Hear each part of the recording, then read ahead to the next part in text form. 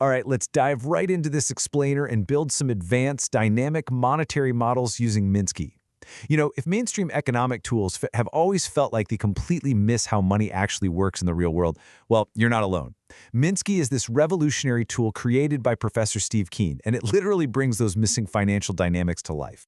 So how do you model a real economy when mainstream models just ignore actual money? Now, what's so fascinating about this question is that it hits the nail right on the head regarding the fundamental flaw in traditional economics. Mainstream models usually treat money as this neutral veil, right? They completely ignore the complex, messy dynamics of debt, banking, and credit creation. And honestly, that sets the stage perfectly for why a software tool like Minsky is absolutely essential. It was built from the ground up to put actual money and banking right at the center of the economic universe, where they belong. Here's our agenda for today. We'll start with the system dynamics paradigm, move on to step 1, which is the interface, step 2 covering godly tables, step 3 on wiring equations, and finally, step 4, mixed models. Section 1. The System Dynamics Paradigm, Transcending Equilibrium. This paradigm shift is absolutely crucial. See, while neoclassical models just assume a system will naturally return to some stable equilibrium after a shock, like a pendulum settling down, Minsky recognizes that real-world economic forces are often highly unstable. It models a general system of interacting factors that operate far from equilibrium, moving in continuous time. It's a completely different way of looking at things. So, system dynamics, an interacting set of factors that cannot be understood in isolation from one another, modeled over continuous time. The huge takeaway here is that everything is connected.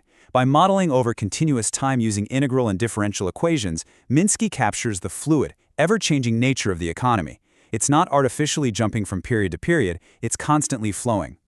Moving right along to section 2, step 1, the interface, navigating Minsky. Okay, getting familiar with your workspace really just comes down to 5 main elements.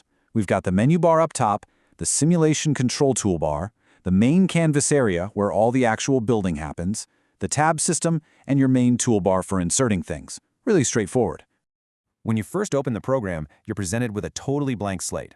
The interface defaults right to the wiring tab, that big gray space you see here. And honestly, this canvas is where you're going to spend the vast majority of your time. It's where you lay out the model, visualize variables, and connect the whole shebang together. Let's take a slightly closer look at the top of the interface. You've got your standard menus for saving and inserting components, sure, but right next to those are the simulation controls, and this is where Minsky gets incredibly interactive. Once your model is built, these buttons let you run, pause, speed up, or even reverse your model in time. It's so cool because you can see exactly how your economic machine is behaving, literally moment by moment. All right, section 3, step 2, godly tables. Double entry bookkeeping made easy.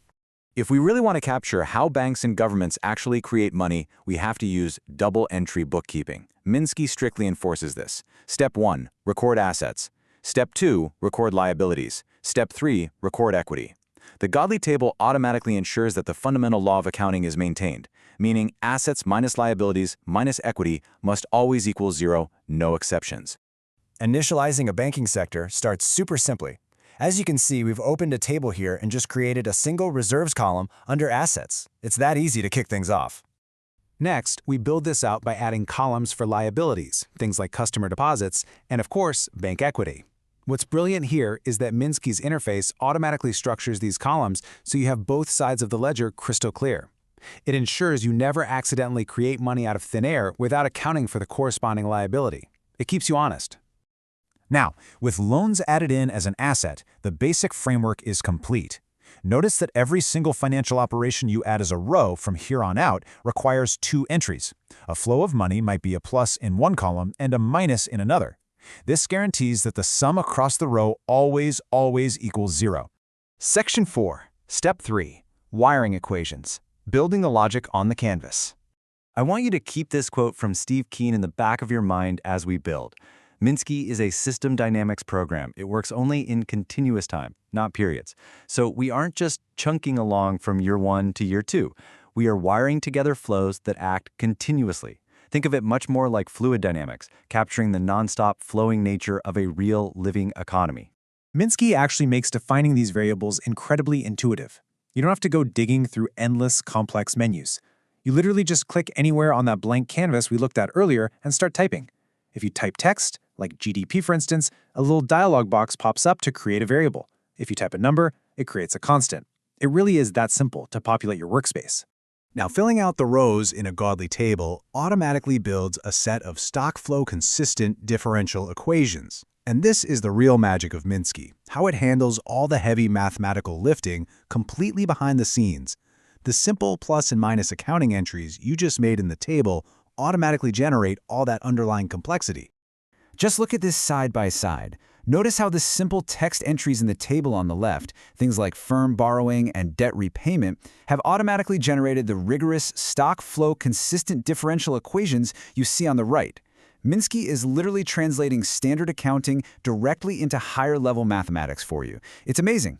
Section 5. Step 4. Mixed models. Combining money and physical dynamics. In a fully realized mixed model, the godly table, which you can see represented by that little bank building icon, handles the strict double-entry monetary dynamics. We're talking lending and interest. But then, it is visually wired directly into a traditional flowchart that tracks the physical macroeconomic dynamics like GDP, wages, and consumption. It flawlessly bridges the financial world and the physical economy. And when you hit play on those simulation controls, Minsky plots these interactions over time. This is where you see the emergent properties. Because the system is nonlinear and continuous, you get to witness fascinating and sometimes totally unpredictable macroeconomic behaviors that pop up from the complex interactions of debt, consumption, and production. It really shows you the economy as a living, breathing system. So, having seen how Minsky makes advanced, real-world monetary modeling so accessible through its intuitive interfaces and godly tables, the real question is, what monetary myths will you bust first using your new modeling skills? What long-held economic assumptions are you going to test? The tools to build a realistic money-centric view of the world are quite literally right at your fingertips now. Thanks for joining me on this explainer, and hey, happy modeling!